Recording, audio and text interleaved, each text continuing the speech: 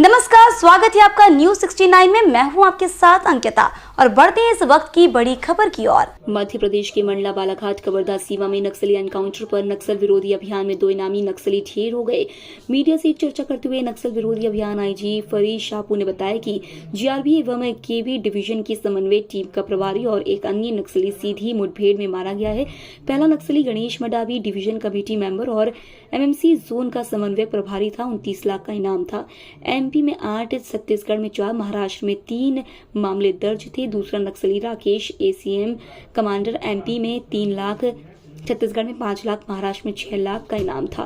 उन्होंने बताया कि 3 नक्सली राशन लेने के लिए आए थे। इस दौरान इनपुट पर कार्रवाई हुई।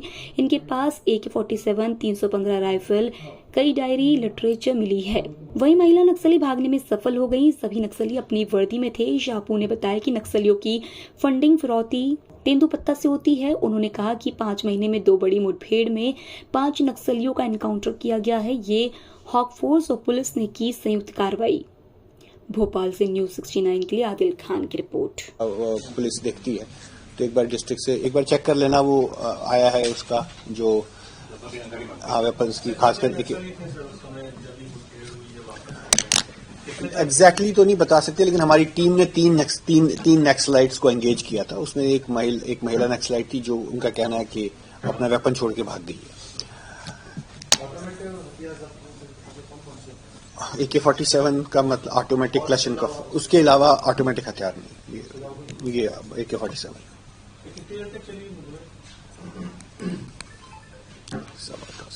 अराउंड आधा पौना घंटा। एग्जैक्ट टाइम तो नहीं बता सकता मैं, पहली गोली कब चली, लास्ट गोली कब चली। हाँ।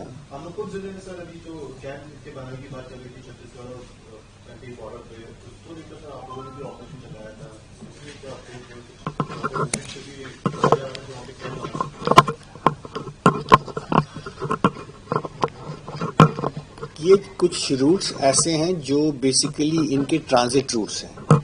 वो ऐसे रूट्स नहीं है कि जहाँ पे ये अभी बहुत सेफ अपने आप को महसूस कर सकें और इनको लगे कि वहाँ पे कैंप बना। अभी तो कैंप तो नहीं, मुझे लगता दूर की बात है, कैंप तो नहीं बना पाएंगे, ना ही ऐसा कुछ है।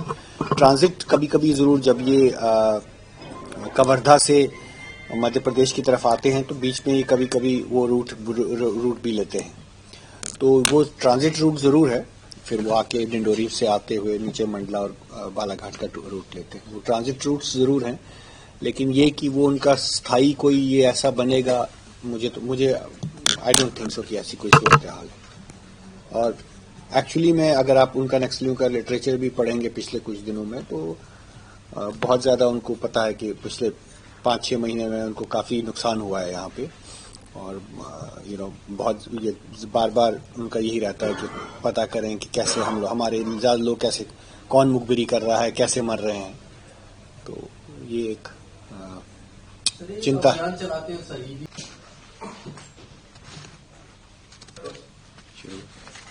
सो जैसा कि आपको शायद मालूम ही है कि आज सुबह मध्य प्रदेश पुलिस और नक्सलियों के बीच में बालाघाट के सूपखार के जंगल में एक फॉरेस्ट चौकी के बगल में के साथ जामशेरा फॉरेस्ट चौकी के एरिया में नक्सलियों के साथ मुठभेड़ हुई।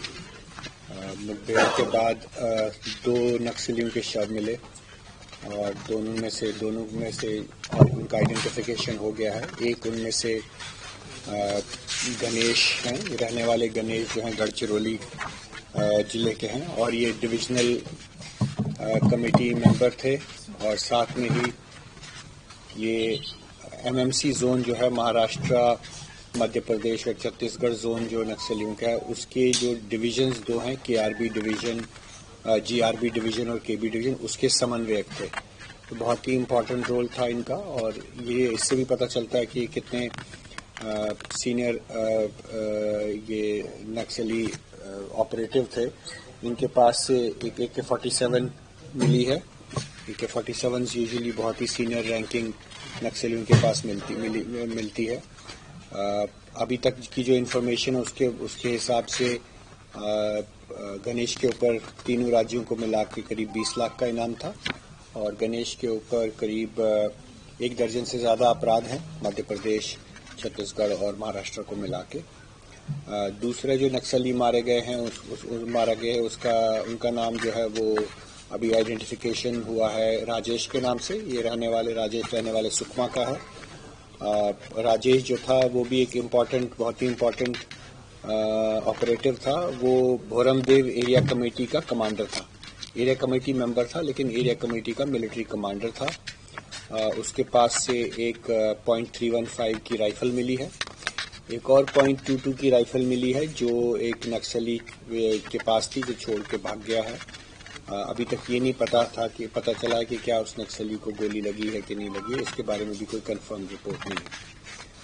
ये लगातार पिछले 5 महीने में ये दूसरा बड़ा इनकाउंटर है जिसमें नक्सलियों को मध्य प्रदेश की हॉक फोर्स ने काफ़ी नुकसान पहुंचाया है और पहली बार हिस्ट्री में करीब 6 महीने के अंतराल में ही 2 DVCM मारे गए हैं और 2 AK-47 राइफल्स भी जो हैं वो बरामद हुई हैं।